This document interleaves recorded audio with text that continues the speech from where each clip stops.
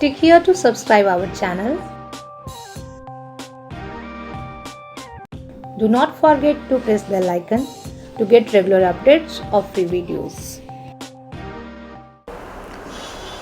So this class is being recorded for Developmental Economics Semester 5. We are providing online classes for Developmental Economics as well as for International Economics and Public Economics in Semester 5. So first of all, Developmental Economics 1 will be in Semester 5. Developmental Economics 2 will be in Semester number 6. But the other paper, that is International and Public Economics, is your optional paper. You can choose or you may not choose, but this is your core paper and this is your compulsory paper. So what we'll be doing in this online class is that we'll be providing you the entire course content, including all the numerical aspect, including all the theoretical aspect, so that the needs of your examination will be fulfilled. It will take around roughly around 20 to 24 classes to cover the entire syllabus. So first of all, do one thing, write down the content for semester 5 for Developmental Economics. So on first page, I write down the content for Development Economics. Development Economics first. Broadly, it is including 4 units.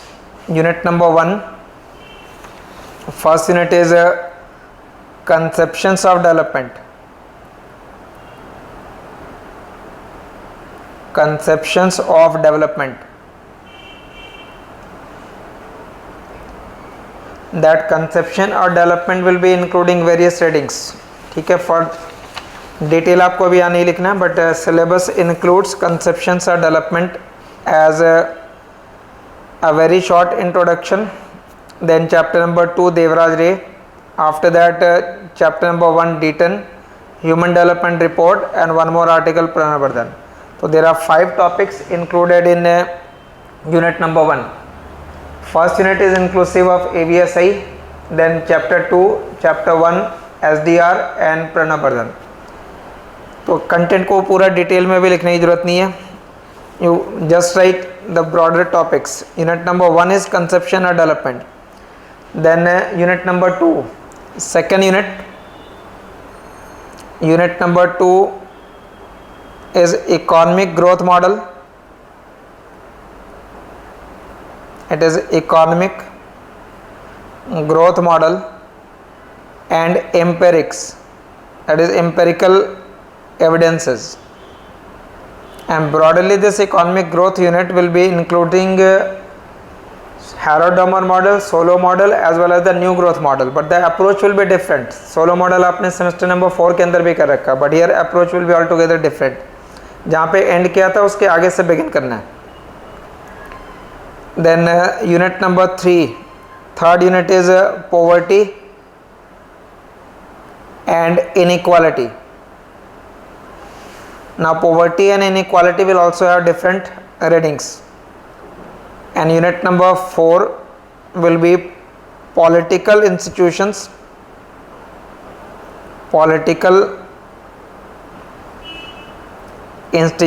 and functioning of state. Political institution and functioning of state. And that unit number 4 is including around 6 or 7 readings. Fourth unit is political institution and functioning of state. That unit includes 1, 2, 3, 4, 5, 6, 7 readings. And in unit number 3, Devaraj Ray chapter number 6 and 8, then Angus Deaton, Amar Sen and Thomas Piketty. तो broader detail आपको syllabus के अंदर मिल जाता है. आप broadly यहाँ रखेंगे there are 4 topics और 4 unit. First unit is all about concept of development. Second unit is all about growth models. Third unit poverty and inequality, but here the focus will be on how to measure inequality, how to measure poverty. Apart from that other concept, how we can measure inequality, and to measure inequality there are different type of indexes like Lorenz curve, Gini coefficient, mean absolute deviation, coefficient of variation, Cousinet's ratio. So there are different index to calculate inequality. Similarly, there are different index to calculate poverty also. Poverty can be measured by head count, it can be measured by head count ratio, it can be measured by income gap ratio, or it can be measured by poverty gap ratio. So how to calculate income gap ratio, poverty gap ratio, that will be the core content of this poverty topic. End semester exam का कोई specific pattern in the sense weightage given नहीं है. Syllabus के अंदर सिर्फ ये लिखा गया कि there will be in total 8 questions, in total 8 questions, and you have to attempt any 5 question out of that 8 question in total given है, you have to choose any 5. Roughly you can say weightage for each unit will be 2 question, although it is not written, but generally you will find 2 question from unit 2, 2 from unit 2 first, and 2 from 3 and 2 from 4. So there are in total 8 question, out of that 5 has to be attempted, and out of 8 you can expect 2 question numerical, one from poverty or inequality section and the other from growth model topic. Otherwise first unit और last unit में numerical नहीं होगा. Numerical is either in unit number 2 और unit number 3. तो class basically मैं begin इस form में कर रहा हूँ बिकॉज ग्रोथ मॉडल का you have some idea about Solow model and so on. We are starting with this unit number 3, that is inequality and poverty. तो from next page you can write the topic unit number 3, and in unit number 3 which is inequality and poverty, third topic unit number 3 next page पे लिख लेंगे inequality and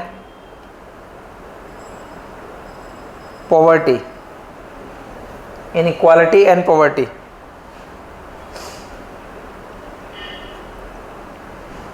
If you want to write the details for unit number 3, then you can start with chapter number 6.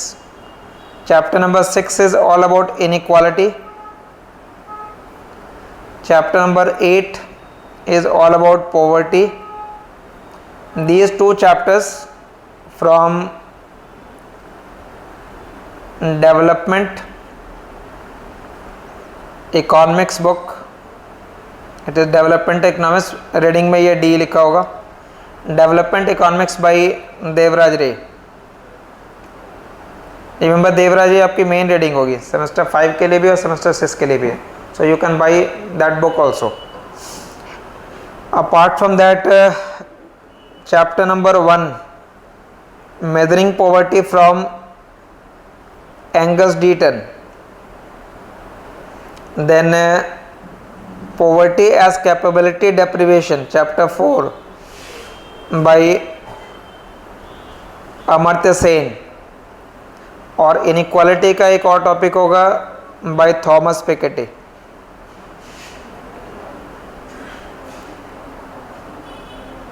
Thomas Piketty inequality in long run. So these are the topic for unit number 3, and expect 2 question out of this unit number 3. Now start with the chapter number 6, that is inequality. Chapter number 6, inequality.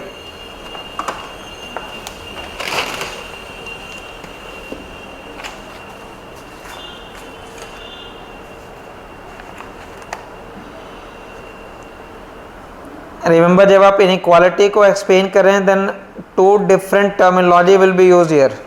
One is a side distribution of income and the other is a functional distribution of income. Now what is the side distribution and what is the functional distribution? This will become clear from this diagram. Production of any commodity. So here use production. For production we require different factor of production, and different factor of production could be labor, capital. So different factor of production is needed in order to produce any commodity. So if labor is being used, all labor are not paid equal wages. So wages are according to different skill. So wages of different skill, land owner will get rent and capital owner will get interest or profit. Wages of different skill, there could be rent or there could be interest or profit. Now ahead of this, suppose there are different household 1, household 2, household 3, household 4. Suppose household 1 does not have any ownership of land or capital. So household 1 के पास income का only one source है, that is wage. So household 1 is earning wage, household 1 is earning income only through wage. Say household 2 is earning income through wage, but household 2 is also owning some land. So due to that, household 2 will be earning some rental income as well. Household 3 is earning wage, household 3 is having rental income, and household 3 is also having some capital income. And if household 4 is not working, then he may be earning income only through land or through interest or profit. Now if I say household 1 is earning income 100 rupees, second household is income earning 200, third household is income earning 300, and fourth household is earning income just 200. So income is not evenly distributed, there is inequality of income. Now question is, how much is that inequality? We have to calculate or we have to magnify. Calculate करना है आपको कि inequality का extent क्या है. तो extent of inequality has to be measured, and to measure income inequality we will be using different type of indexes, and those indexes are Lorentz curve, mean absolute deviation, Cousinet's ratio, coefficient of variation, and Gini coefficient. So there are different indexes. Now what is the meaning of here functional distribution and side distribution? Now if you are looking only at the distribution of income, say if I cover this aspect and say household 1 के पास income 100 है, 2 के पास 200 है, 3 के पास 300 है, 4 के पास 200 है, then that distribution of income will be referred as side distribution. आप income के डिस्ट्रीब्यूशन का साइज रेफर कर रहे हैं यहाँ पे, इसको पर्सनल डिस्ट्रीब्यूशन ऑफ इनकम भी कहते हैं. But just by looking at that aspect you can not say why income varies, why household 1 is earning less and why household 2 is earning more. If I include in this aspect the functional part also, then entire thing will become functional distribution of income.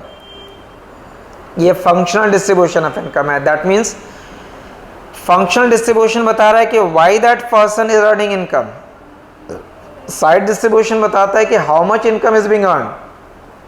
Side distribution will not tell why income varies. It simply say there is income variation. But why there is income variation, that will be indicated only by functional distribution of income. तो functional distribution of income में due to which function you get income, that will be highlighted. Whereas in side distribution only the amount of income that you will earn, that will be highlighted.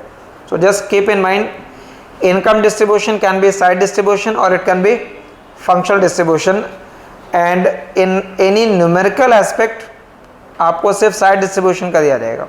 That means information will be given to you only in this aspect. सिर्फ इस aspect में given होगा. Example के लिए मैं दे रहा हूँ. मान लिया कोई स्पेसिफिक एग्जाम्पल है, income of 100, income of 200, income of 300 and income of 200. And if I से 25 persons earn income 100, 50 persons earn income 200, 75 persons earn income 300 and 25 persons earn income 200. So these are income and these numbers are number of persons. So given this side distribution of income, we have to calculate how much is inequality. तो inequality को calculate करना है. Question ज़्यादातर आपको इस format में रहेगा, given this distribution of income how much is income inequality that has to be calculated. तो आपको ये इनकम इनइक्वालिटी कैलकुलेट करना है। But before writing any numerical part, remember there are 4 criteria that must be satisfied in any inequality index. Inequality के किसी भी index में वो 4 क्राइटेरिया सेटिस्फाई होने चाहिए, and those criteria you can list. तो ये ड्रॉ करने के बाद जैसे से आप माइंड में रखेंगे कि फंक्शनल डिस्ट्रीब्यूशन है और साइड डिस्ट्रीब्यूशन है। Now make one proper heading which could be asked in the form of question. 4 criteria of inequality measurement। 4 criteria of inequality measurement।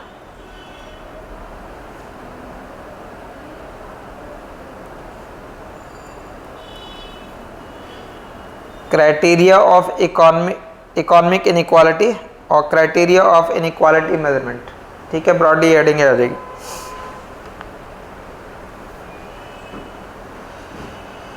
Now one important criteria is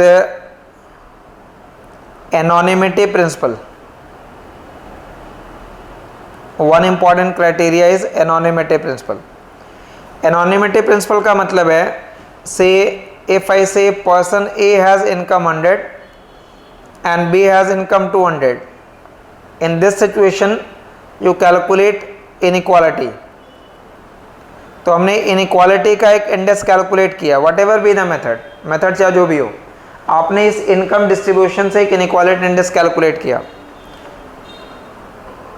If I give you an alternate condition where person A has income 200 and B has income of 100, मतलब just मैंने income को interchange कर दिया है।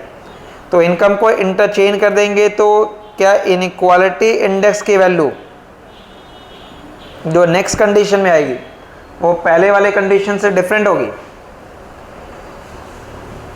दोनों ही situation में income की डिस्पैरिटी सेम है, तो इनइक्वालिटी इंडेक्स की वैल्यू भी सेम आनी चाहिए।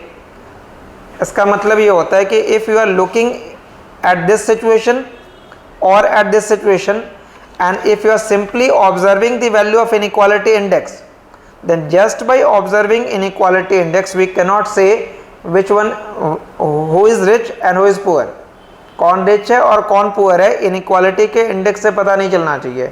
in that sense it is anonymous। anonymity का principle है whatever be the inequality index that you will use, from that inequality index we should not get to know who is rich and who is poor, in that sense it is anonymous। तो inequality index की value different नहीं होगी if you just interchange the income। that is your first criteria। now criteria number 2 is a relative principle। second criteria है relative principle। Remember certain points के जो write up होंगे वो upload करके आपको मिल जाएंगे। तो आप ब्रीफली स्टार्ट में थोड़ा पॉइंट मतलब वी विल बी सप्लीमेंटिंग, जो रेलिवेंट पॉइंट होगा that will be dictated and some points are explain, but still जो एक्सप्लेन होगा उसके कुछ राइटअप आपको मिल जाएंगे। रिलेटिव प्रिंसिपल में सपोज इसका मीनिंग यहाँ से क्लियर हो जाएगा। Just take this example, if I say income of 100, 200, 300, 400, ये इनकम लिया मैंने और इस इनकम का डिस्ट्रीब्यूशन लिखा है बिटवीन 25 पर्सन्स, 50, 75 एंड 25। तो हमने इस इनकम डिस्ट्रीब्यूशन का एक इंडेक्स कैलकुलेट कर लिया। इस इनकम डिस्ट्रीब्यूशन का हमने एक इंडेक्स निकाल लिया है। Now if you take a different index, अगर आप एक डिफरेंट इंडेक्स ले रहे हैं, डिफरेंट डिस्ट्रीब्यूशन का मतलब है if I keep number of person same, number of person मैंने नया सैंपल में सेम रखा है, बट ईच ग्रुप का इनकम डबल हो गया है, 200, 400, 600 एंड 800। तो अब आप ये बताओ पहले वाले इनकम डिस्ट्रीब्यूशन का इंडेक्स और सेकंड वाले इनकम डिस्ट्रीब्यूशन का इंडेक्स, ये दोनों क्या आएगा? ये दोनों ही सेम आना चाहिए, बिकॉज रिलेटिव पोजीशन चेंज नहीं हो रही है। If income of every person doubles then inequality remains same. Inequality is a relative term. तो रिलेटिव प्रिंसिपल कहता है कि if income of each group doubles और half then the index will remain same. So if you are using any index, that index must satisfy a relative principle. So relative principle में you are keeping number of persons same and just changing the distribution of income. There is a third criteria. That third criteria is population principle. Criteria number 3 is population principle. Population principle आप कह सकते हो कि just relative principle का inverse है। यहाँ पे हमने पर्सन को सेम रखा है और इनकम को डबल किया है। और पॉपुलेशन प्रिंसिपल में, in population principle you will keep income same. ये इनकम ले रहे हैं और ये नंबर ऑफ पर्सन लिया 25, 50, 75 एंड 25। हमने एक सैंपल ले रखा है, उस सैंपल का एक इंडेक्स कैलकुलेट कर लिया इनकम इनइक्वालिटी का।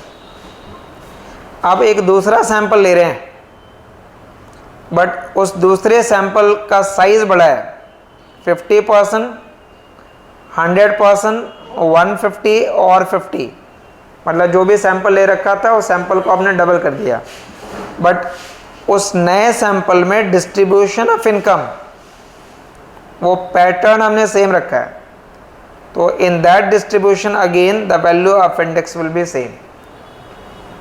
पॉपुलेशन प्रिंसिपल कह रहा है कि if you increase the size of population और sample but if the pattern of income remain same even then the value of index will remain same. तो population principle में हमने population के साइज को डबल किया और रिलेटिव में income के साइज को डबल किया, बट इन दोनों ही केस में इंडेक्स की वैल्यू क्या आनी चाहिए, सेम आनी चाहिए। That is your third criteria. So in any index this criteria must satisfy. And the fourth and last one is Dalton transfer principle. Dalton transfer principle fourth condition में लिखे, fourth criteria में Dalton transfer principle. Dalton transfer principle, अब यहाँ पहले से ध्यान देंगे। Dalton का ट्रांसफर प्रिंसिपल कहता है कि अगर कोई रिग्रेसिव ट्रांसफर है इनकम का, रिग्रेसिव का मतलब होता है you take income from poor and give it to the rich, so that will be considered regressive. And progressive is you take income from rich and give it to the poor. तो मान लेते हैं कि एक income का distribution है y1, y2, y3 and so on, and this income is arranged in the ascending order. तो हमने इस इनकम के डिस्ट्रीब्यूशन का एक इंडेक्स कैलकुलेट कर लिया। Then you make a regressive transfer. तो if income is arranged in the ascending order and if I take some income from second person and give it to the third person, तो अगर ये income ascending order में arrange है, इसका मतलब है second person का इनकम कम है, थर्ड का ज़्यादा है। सो in new distribution income of first person remains same, you are taking some income from second and giving it to the third, so y2 minus delta, y3 plus delta, other distribution remains same, you are taking income from second and giving it to the third, so that transfer can be considered as regressive transfer. So you get another distribution of income. In that another distribution of income again you calculate index. अब आप ये बताओ किस index की value यहाँ पे different ज़्यादा होगी या फिर दोनों में सेम होना है। अगर आपने एक रिग्रेसिव ट्रांसफ़र किया है तो poor will become more poorer and rich will become more richer in the new distribution. So income inequality index in that distribution must be greater. If you are making a regressive transfer, उस regressive transfer से poor will become more poorer and richer will become more richer. So in that new distribution the value of index must be higher because the value of index measures income inequality. Greater will be the value of index, greater will be the disparity or inequality. तो Dalton का transfer principal that was your fourth criteria. अब आप जो भी criteria यहाँ लिखने जा रहे हैं उसमें सिर्फ ये ध्यान देंगे कि whether they satisfy anonymity, relativity population principle और डाटा प्रिंसिपल और नॉट। ये 4 क्राइटेरिया किसी भी इंडेक्स में सेटिस्फाई होना चाहिए इन एनी इंडेक्स। तो ये एक सेपरेट क्वेश्चन बन सकता है कि what are the 4 criterias which are required in order to have a measurement index of inequality. Now what are those indexes, वो आप नेक्स्ट पेज पे कर लीजिएगा फॉर न्यूमेरिकल एस्पेक्ट।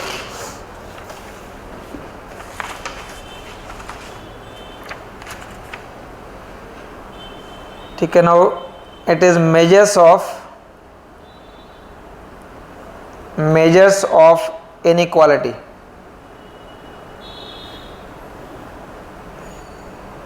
एक जगह पहले लेस कर लेंगे। Measures of inequality, Lorenz curve is 1, second a range, third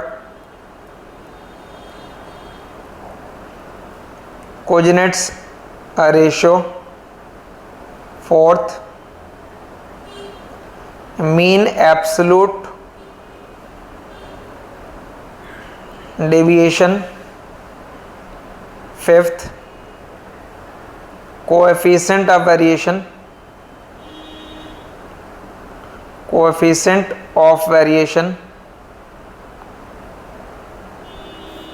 and sixth one is Gini coefficient।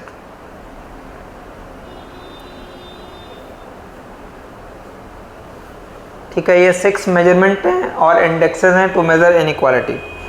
Out of 6 mark this first one, Lorenz curve, mean absolute, coefficient of variation and Gini coefficient। ये 4 normally पूछे जाते हैं। ये 2 simply very easy concept है, वो paper के अंदर आपसे सेमेस्टर 5 के लेवल पे नहीं पूछा जाएगा। Lorenz curve is a graphical method, ये ग्राफिकल अप्रोच है। एंड रिमेनिंग 5 ऐसे कहते हैं कंप्लीट मेजर्स। कंप्लीट मेजर्स का मतलब है in those 5 you will get a specific number of inequality, but in the first part you simply plot it graphically plot करके बताएंगे कि वेयर इनइक्वालिटी इज मोर और where inequality is less, but how much more और how much less वो determine नहीं होगा। Graphical method में सिर्फ आप कहेंगे लॉरेंज कर्व में कि इनइक्वालिटी इज मोर और inequality is less, but whether it is to what extent it is more और to what extent it is less that can be determine in those complete measures. तो complete measures ये range, coordinate ratio, mean absolute, coefficient of variation और Gini coefficient है। ज़्यादातर question ये Lorentz curve का होता है या फिर कोएफिशिएंट गिनी कोएफिशिएंट का होता है। अब आप फर्स्ट पार्ट से बिगिन कीजिए from Lorentz curve. First one,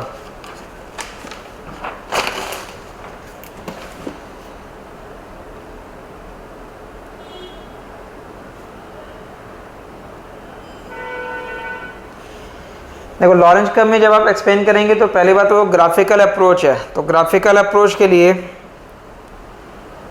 you have to follow this part. You will simply draw a box, square, on this horizontal axis you will write cumulative population। Horizontal axis पे आपको cumulative population लिखना है और ये population ascending order of income में arrange होना चाहिए। Cumulative population लिखना है असेंडिंग ऑर्डर ऑफ इनकम में। इसका मतलब होता है कि इफ आई से हियर 10% क्यूमुलेटिव पॉपुलेशन याद रखिएगा इन टर्म्स ऑफ परसेंटेज है। इफ आई से हियर 10% इट मीन्स ये 10% मोस्ट पुअर है, असेंडिंग ऑर्डर ऑफ इनकम में अरेंज करना है। So you can read it as 10% most poor, 20% most poor, 30% most poor and so on। और अगर यहाँ से हमने 90 लिखा और लास्ट की वैल्यू 100 है तो लास्ट के जो 10% होंगे वो मोस्ट रिच हैं और स्टार्ट के जो 10% है वो मोस्ट पुअर है। So you have to arrange population, cumulative population लिखना है in the ascending order of income and on vertical axis cumulative income, that too in terms of percentage, cumulative income और वो भी परसेंट में लिखेगा। तो अगर आपसे ये कहा जाए कि इनकम का डिस्ट्रीब्यूशन परफेक्ट है, मतलब there is no disparity. Now if there will be no disparity it means everyone has same income. But if everyone has same income then 10% of population will have 10% income, 20% population will have 20% income, 30% will have 30% income. In that case the line will be drawn at 45-degree angle. So if you draw a line at 45-degree angle, what does it indicate? 45-degree angle पे अगर कोई line बनी हुई है then it will be equidistant from both axes. So if you say 10% population has 10% of income, 20% of population has 20% of income. But if 10% population has 10% income and 20% has 20% income, 50% has 50% income, then there is no disparity. इसलिए इस 45 degree line को कहना है line of perfect equality. ये line of perfect equality है, perfect equality की line है. Line of perfect equality पे इनकम का डिस्ट्रीब्यूशन इवन है. Now if there is uneven distribution then what will happen? अगर डिस्पैरिटी होगी तो क्या होगा? 20% जो मोस्ट पुअर होंगे उनके पास इनकम 20% से कम आएगा. से most poor 20% has income of just 5%, तो फिर इस 20% के करस्पॉन्डिंगली 5% के पॉइंट आ जाएगा. 40% most poor has income of just 10%. इस तरीके के जितने पॉइंट्स मिलेंगे उनको कनेक्ट करने के बाद जो लाइन बनेगी that line will be called as Lorenz curve. But जो पॉइंट अभी मैंने आर्बिट्रली मार्क कर दिया, न्यूमेरिकल में आपको कैलकुलेट करके मार्क करना होगा. न्यूमेरिकल में आप उसको कैलकुलेट करेंगे फिर उसको मार्क करेंगे. This line will be referred as Lorenz curve. अब मान लो किसी इनकम डिस्ट्रीब्यूशन को आपने यहां से प्लॉट किया. If I say there are 2 distribution of income given, 2 distribution दिए गए हैं. पहले तो ये इक्वालिटी की लाइन बना लेंगे. Based upon 1 distribution of income I get this Lorentz curve. मतलब एक कंट्री का आपने लॉरेंज कर्व ड्रॉ कर लिया. सेकंड कंट्री का इनकम डिस्ट्रीब्यूशन है. उस सेकंड कंट्री के लिए जब हमने ड्रॉ किया तो वो लॉरेंज कर्व इक्वालिटी की लाइन से और दूर चला गया है. It means what? Second distribution of income में इनइक्वालिटी फर्स्ट इनकम डिस्ट्रीब्यूशन से ज़्यादा है. बट अगर आप क्वेश्चन पूछते हो कि हाउ मच मोर, तो Lorenz curve will not help in their. Lorentz curve will simply से इनकम इनइक्वालिटी इज मोर और इनकम इनइक्वालिटी इज लेस. तो ये आप कह सकते हो कि लॉरेंज कर्व का ड्रॉबैक भी है. लिमिटेशन के पार्ट में भी देखेंगे उसे. इनकम डिस्ट्रीब्यूशन अगर एक कर्व दूसरे से कंप्लीटली डाउनवर्ड आ जाए या कंप्लीटली अबव हो जाए फिर तो हम इनइक्वालिटी ज़्यादा या कम कंपेयर कर सकते हैं. बट एक और प्रॉब्लम है. If one Lorentz curve and if you draw another Lorentz curve but that Lorentz curve is intersecting the first Lorentz curve, अगर इस फॉर्म की प्लॉटिंग होगी तो अगर 2 लॉरेंज कर्व क्रॉस करेंगे तो फिर इन दोनों की इनइक्वालिटी को हम कंपेयर नहीं कर सकते कि कहाँ पे इनइक्वालिटी ज़्यादा है या कहाँ पे इनइक्वालिटी कम है. अगर कंप्लीटली वो डाउनवर्ड लाई कर रहा है या अबव लाई करेगा then you can compare. But if 2 Lorenz curve will cross each other then you can not compare whether inequality is more in which distribution और less in which distribution. So given that limitation, first of all you have to plot it graphically. So attempt one numerical part. Reading के back में 5-6 example given है chapter number 6 के back में. उसमें से मैं first numerical जो है वो कर दे रहा हूँ. चैप्टर 6 के बैक में गिवन है, उस पर ध्यान दीजिएगा. एक बार पॉइंट दोबारा समझ लेंगे. प्लॉट करते समय मुझे एक्सेस पे क्यूमुलेटिव पॉपुलेशन लेना है और उसको परसेंटेज में प्लॉट करना है. वर्टिकल एक्सेस पे क्यूमुलेटिव इनकम लेना है, वो भी परसेंटेज में है. And second thing, this population is always arranged in ascending order of income. तो अगर इनकम असेंडिंग ऑर्डर में ना गिवन ना हो तो आपकी ड्यूटी आप उसको असेंडिंग ऑर्डर में अरेंज करेंगे पहले. तो एक न्यूमेरिकल पार्ट फर्स्ट प्रॉब्लम है चैप्टर नंबर 6 में.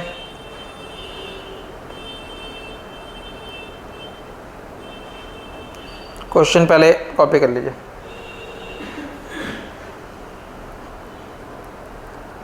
इनकम की का अरेंजमेंट 100, 200, 300, 400।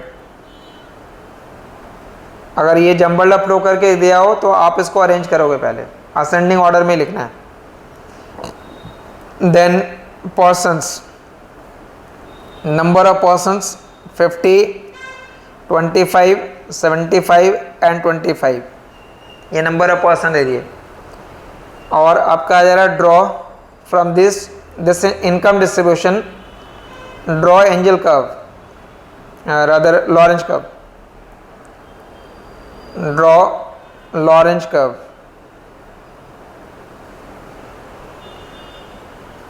ठीक है, अब लॉरेंज कर्व इसका इनकम डिस्ट्रीब्यूशन से ड्रॉ करना है। So for drawing that Lorenz curve you will draw a box first.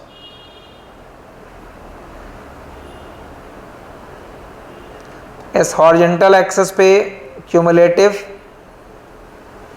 Population है इन टर्म्स ऑफ परसेंटेज, और वर्टिकल पे क्यूमुलेटिव इनकम लिखेंगे, that too in terms of percentage. और perfect equality की line आप पहले से मार्क करके रखोगे, ड्रॉन एट 45 डिग्री एंगल। अब यहाँ पे पॉइंट्स प्लॉट करने हैं, पॉइंट्स उसके बाद यहाँ पे प्लॉट कीजिएगा।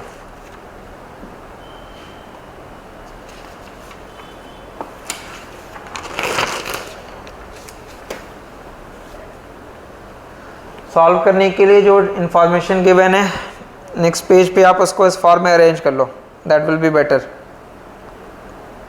इनकम को मान लिया x और पॉपुलेशन या पर्सन उसको आप उसकी फ्रीक्वेंसी मान लीजिए f। तो नेक्स्ट पेज पे मैं सॉल्व कर दे रहा हूँ।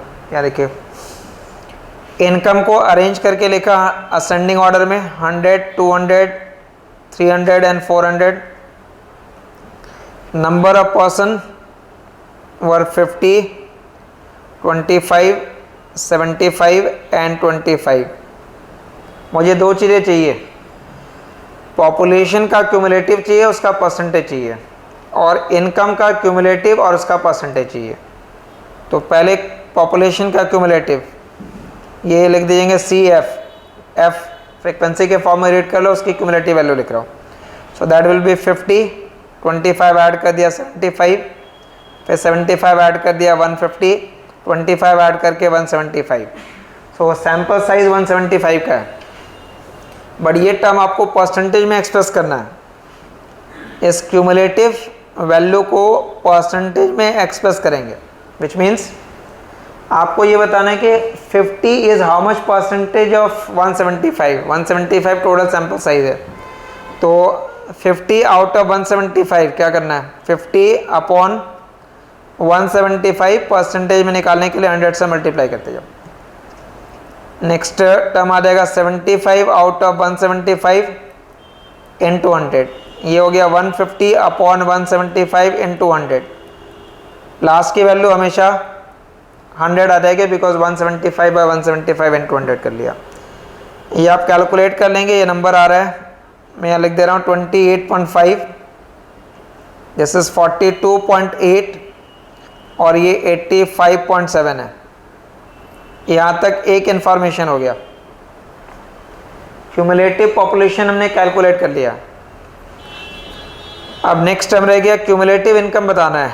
तो पहले बताएंगे how much is the total income in this sample. इस सैंपल का टोटल इनकम क्या है। सैंपल का टोटल इनकम ये इनकम का टोटल नहीं है, ठीक है, तो वो मिस्टेक नहीं करना, बिकॉज 100 रुपीज़ का इनकम 50% के पास है, तो 5000 की वैल्यू तो वही हो गई। 200 का इनकम 25% के पास है, नेक्स्ट 5000 वो वैल्यू हो गया। तो पूरे सैंपल का इनकम निकालेंगे, उसका फिर आप परसेंटेज कैलकुलेट करोगे। तो फर्स्ट पार्ट में x इंटू एफ लिखिएगा पहले, यहाँ this into this, so that will B 5000। Next term में भी ये 5000 हो गया। 75 इंटू 300 22,500, 25 इंटू 400 इज 10,000। अब ये कैलकुलेट करने के बाद इसका क्यूमुलेटिव वैल्यू निकालेंगे CXF। आप उसका कुमुलेट कीजिएगा, ये वैल्यू क्यूमुलेटिव निकालनी है। तो फर्स्ट वैल्यू इज़ 5000 ऐड कर दिया 10000, 22 ऐड कर दिया 32,500 और 10 ऐड कर दिया 42,500। तो टोटल इनकम 42,500 है इस सैंपल में। अब उस टर्म को आप परसेंटेज में कन्वर्ट करेंगे। परसेंटेज में कन्वर्ट करने के लिए CXF को इन टर्म्स ऑफ परसेंटेज निकालना है। तो क्या करेंगे, अब टोटल इनकम 42,500 है, तो 5000 out of 42, then 10,000 out of 42,500। तो जैसे ये पॉपुलेशन को कन्वर्ट किया वैसे यहाँ करेंगे। 5000 अपॉन 42,500 इंटू 100, एक वैल्यू ये आ जाएगी। नेक्स्ट में 10,000 अपॉन 42,500 इंटू 100। नेक्स्ट में 32,500 अपॉन 10,000 42,500 इंटू 100 और लास्ट की वैल्यू 42,500 अपॉन 42,500 इंटू 100। तो लास्ट की वैल्यू हमेशा 100 आ जाएगी।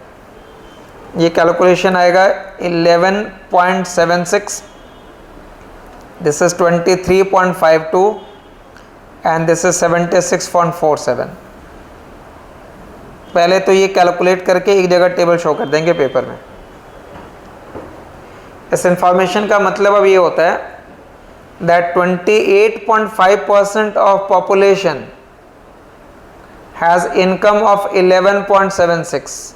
ध्यान से यहाँ देखिएगा, इस सैंपल का मतलब है 28.5% of population has income of 11.76%, 42.8% of population has income of 23.52, 85.7% of population has income of 76.47 and obviously 100% population will have 100% of that income। ये पॉइंट्स आपको इस बॉक्स के अंदर अब शो कर देना। अब यहाँ पे आप बॉक्स जो आपने ड्रॉ कर रखा है उसको यहाँ दोबारा कर रहे हो। 45 डिग्री पे पहले एक लाइन बना ली, इस लाइन को आप कह देंगे line of perfect equality line. ये परफेक्ट इक्वालिटी की लाइन है। वर्टिकल एक्सिस पे cumulative income in terms of percentage और यहाँ पे लिखेंगे cumulative population that too in terms of percentage, और वो सारी मार्किंग होनी चाहिए। पॉपुलेशन की मार्किंग पहले कर दीजिए। 28.5 इधर आ गया, 42.8 और 85.7, तो ये नंबर इधर मार्क कर देंगे, अप्रॉक्सीमेटली रफली मार्क कर देना। 28.5, दूसरा नंबर हो गया 42.8, नेक्स्ट इज 85.7। 28.5, 42.8 और 85.7। और आप चाहो तो पहले से ड्रॉ कर लो लॉरेंज कर्व और उसके करस्पॉन्डिंगली मार्क कर दिएगा। 28.5% of population has income of 28.5% के पास इनकम का शेयर क्या जा रहा है 11.76, वो नंबर यहाँ लिख दिया 11.76। 28% population has income of 11.76 and 42.8% उनके पास इनकम गया 23। 42.8 यहाँ से लिया 23.52, तो यहाँ पे मार्क करके लिख देंगे। नेक्स्ट पॉइंट हो गया 23.52 और 85.7% पॉपुलेशन के पास 76.47 है, तो ये नंबर जो लास्ट में आ गया वो 76.47 हो गया। ठीक है, जितनी इन्फॉर्मेशन होंगे उसके अकॉर्डिंगली आपको अलग अलग पॉइंट्स मिलते जाएंगे। अगर 4 इनकम दिए जाएंगे तो 3 डॉट आ जाएगा। अगर किसी क्वेश्चन के अंदर 2 ही इनकम डिस्ट्रीब्यूशन गिवन है तो उससे 1 डॉट आएगा। Remember it will always start with Orion and it will and here, और ये कभी भी इस इक्वालिटी की लाइन के ऊपर नहीं बनेगा। और भाई इक्वालिटी के लाइन के ऊपर क्यों नहीं हो सकता? अगर आपने लाइन इक्वालिटी के लाइन से ऊपर बनाया तो उसका मतलब क्या होगा? इक्वालिटी लाइन का मतलब होता है कि 28.5% पॉपुलेशन के पास 28.5% इनकम जाएगा। तो अगर आप लाइन को इस इक्वालिटी के ऊपर ड्रॉ करते हैं, इसका मतलब हो जाता है कि 28.5% पॉपुलेशन के पास 28.5% से ज़्यादा इनकम है, which will be not the case because income is arrange in the ascending order of income. तो ये मोस्ट पुअर है, उसके बाद ये मोस्ट रिच, ये मोस्ट पुअर है और लास्ट के जो पर्सन है वो मोस्ट रिच होंगे। तो लाइन का स्लोप हमेशा याद रखोगे इंक्रीज करता हुआ जाएगा। इस तरीके के क्वेश्चन जो प्लॉट करने वाले हैं पेपर में 6 नंबर या 8 नंबर का एक कोई न्यूमेरिकल होगा, उसमें ये पहला इंडेक्स है। अब मैं इस पेज पे कुछ एग्जाम्पल लिख दे रहा हूँ जो रीडिंग के बैक में गिवन है।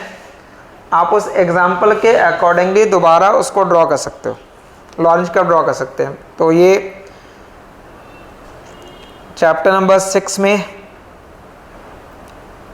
जो फर्स्ट पार्ट था वो आपने सॉल्व कर लिया। फर्स्ट पार्ट में इनकम 100, 200, 300 और 400 लिया है और नंबर ऑफ पर्सन हमने कंसिडर कर रखा है 50, 75, 150, 25। ये दोबारा यहाँ से लिख दीजिएगा। फर्स्ट पार्ट में जो सॉल्व कर रखा है वो ये क्वेश्चन हो गया, this is your first part. आप बी, सी, डी और ई ये अलग पार्ट नेक्स्ट पेज पे कर लो। चैप्टर 6 में one part you have done, B, C, D ये सेपरेट पार्ट नेक्स्ट पेज पे लिख दिया। जो पहला किया वो 100 का था, 200, 300 और 400। नंबर ऑफ पर्सन आपने लिए थे 50, 25, 75 and 25। Second distribution of income है 200, 400, 600, 800 और number of person same 50, 25, 75 and 25। Remember right side मैंने पर्सन लिया हुआ है, लेफ्ट साइड का वैल्यू इनकम है। पहले के लिए आपने प्लॉट कर लिया, बताओ दूसरे के लिए जब प्लॉट करेंगे तो क्या लॉरेंज कर्व की प्लॉटिंग डिफरेंट होगी? When you plot it first second, whether Lorentz curve will be different? यहाँ पे आपने इनकम को डबल किया है, कीपिंग पर्सन सेम, तो which criteria will apply? Relative criteria apply हो गया। तो रिलेटिव क्राइटेरिया अप्लाई हो गया तो लॉरेंज कर्व का पोजीशन चेंज नहीं होगा, इंडेक्स चेंज नहीं होता है। अगर हर पर्सन का इनकम डबल करेंगे, सैंपल सेम रखेंगे, then index will remain same. तो if you will calculate percentage value सारी सेम आ जाएगी।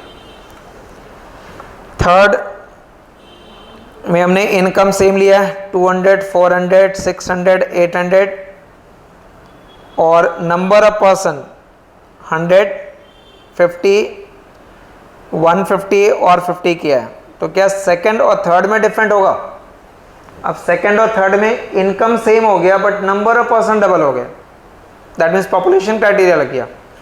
तो that means A part, B part, C part तीनों का लॉरेंज कर्व सेम बनेगा वट एवर बी द वैल्यू। क्योंकि सारी चीज़ हमने एब्सोल्यूट नहीं लिखी है, वो आपने परसेंटेज में कन्वर्ट करके लिखा है।